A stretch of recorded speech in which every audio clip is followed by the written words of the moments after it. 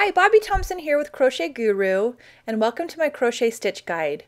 Today's lesson is on how to crochet a magic circle.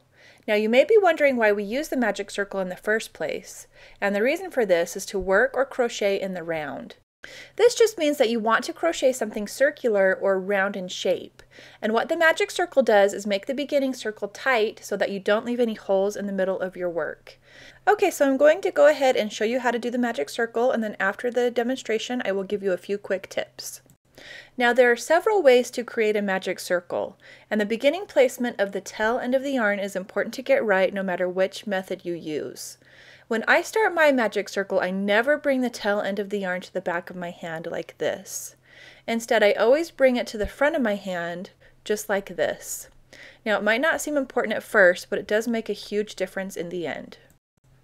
Now with the tail end in the front of your hand, loop the yarn around your index and middle finger to form an X, and continue to bring the yarn toward the back of your hand and grip the working end of the yarn with your ring and pinky finger, just like this.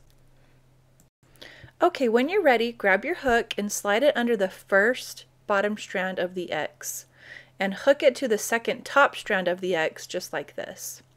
Now bring that strand through the X and flip your hook up toward your ring finger. Now turn your palm so that you can see the back of your hand, and chain one by grabbing the working end of yarn. Take the circle off of your fingers. Now it's important to just untangle the tail end from your circle. For some reason I always end up getting it caught into the middle of the circle, so just untangle that if you happen to be one of those people as well. And what you want to do is you make sure that your tail end is on the same side as your working end, because we're going to go ahead and crochet around the tail end and the circle.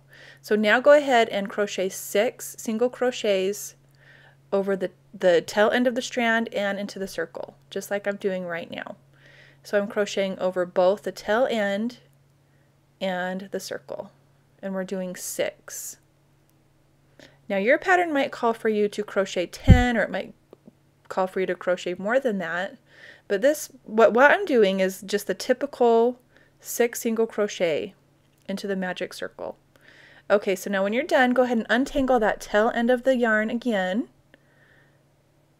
and once it's untangled, go ahead and just pull it tightly, and it should pull pretty easily for you if you did it right.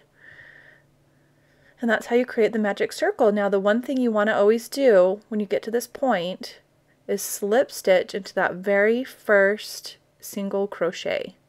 So into that very first single crochet, you want to make sure that there's 6. You want to go ahead and slip stitch into that first single crochet. And that is how you complete the magic circle. Now you may still have a hole in the middle, and if you do, take the tail end of the yarn and pull it tight, and that should get rid of that hole. And that's how it's done. Now I'm going to share a few quick tips about the magic circle. The magic circle is also called the magic loop, magic ring, adjustable ring, or adjustable loop. So if you see these terms, you'll now know what they mean. We use the magic circle for crocheting hats, amigurumi, and other things that need to begin in a circle shape. If you're reading a pattern, this is what the magic circle pattern could look like. Thank you for watching this tutorial, and if you've learned something today, I'm hoping you'll do me a favor and click the like button.